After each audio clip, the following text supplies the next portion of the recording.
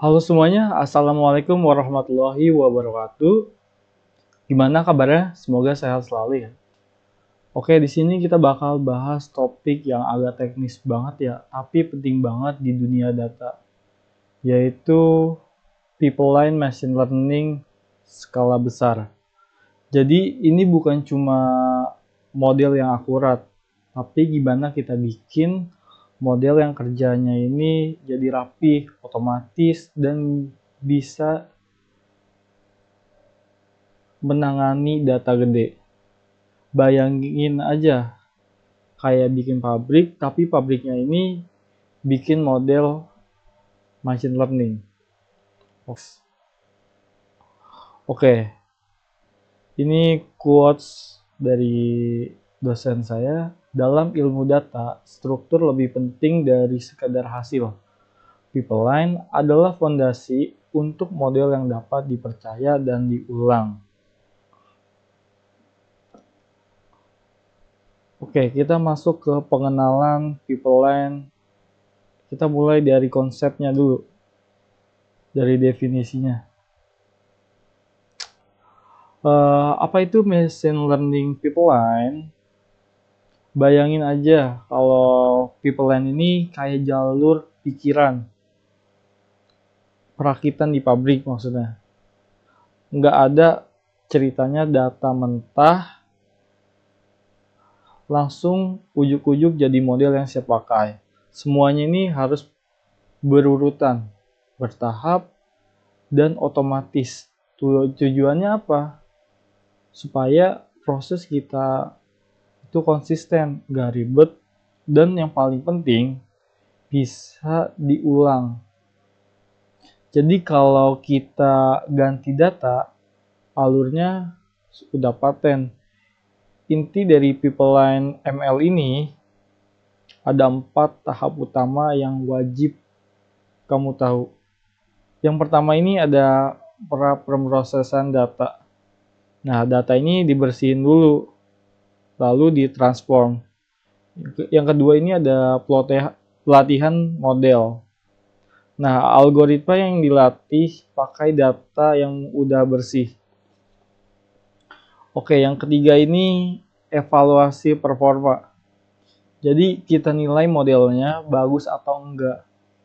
Yang keempat ini logging and deployment.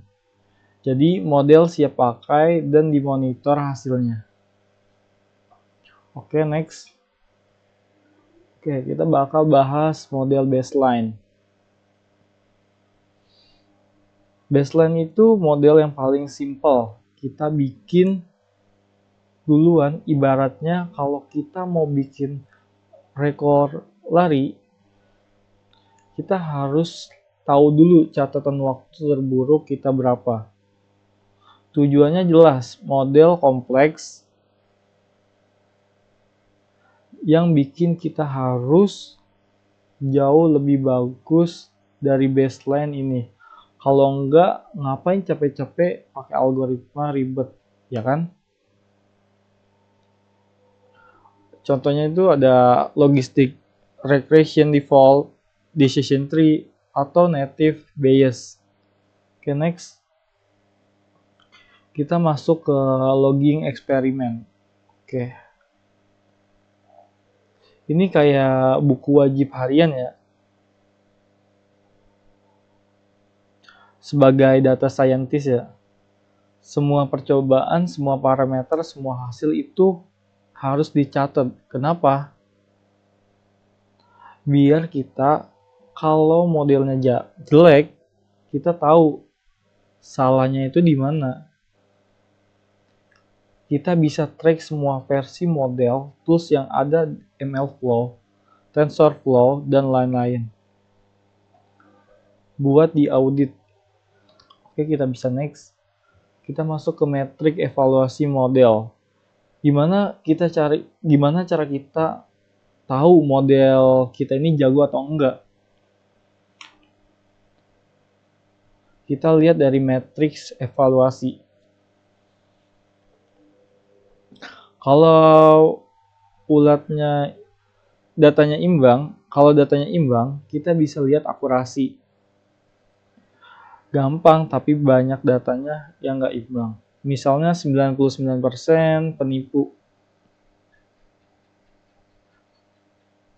dan 1%-nya bukan penipu. Akurasinya itu bisa 99% bukan penipu. Oke, kita bisa next. Machine Learning Library di Spark. Nah, kalau udah main di skala besar, kita nggak bisa lagi cuma pakai scikit-learn di laptop. Kita butuh Apache Spark MLlib. MLlib ini adalah standar industri untuk pipeline pada data berskala besar. Dia bisa bagi-bagi kerjaan ke banyak komputer. Dia punya 3 konsep utama, yaitu transformer, buat ubah data, misalnya scaling data. Oke, yang kedua ini ada estimator, algoritma yang dilatih buat jadi model. Yang ketiga ini evaluator, buat nilai performa model. Oke, kita bisa next. Oke, sekarang masuk ke contoh implementasi pipeline MLlib. Coba kita lihat contoh kode pakai PySpark MLlib. Kita bikin beberapa tahap, lalu tokenisasi, buatlah kata atau teks. Nah, hashing buat kita ubah kata jadi fitur angka.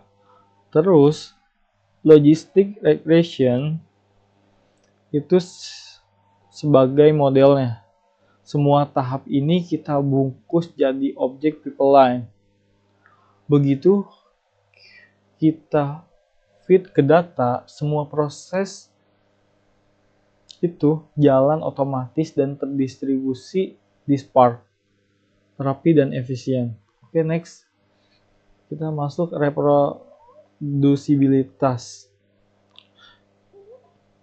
Nah, artinya kalau nggak running model hari ini, besok atau bulan depan, hari ini ya harus sama, bro. Nggak boleh kita beda-beda gara-gara kecil. Oke, ciri-ciri reproducibilitas.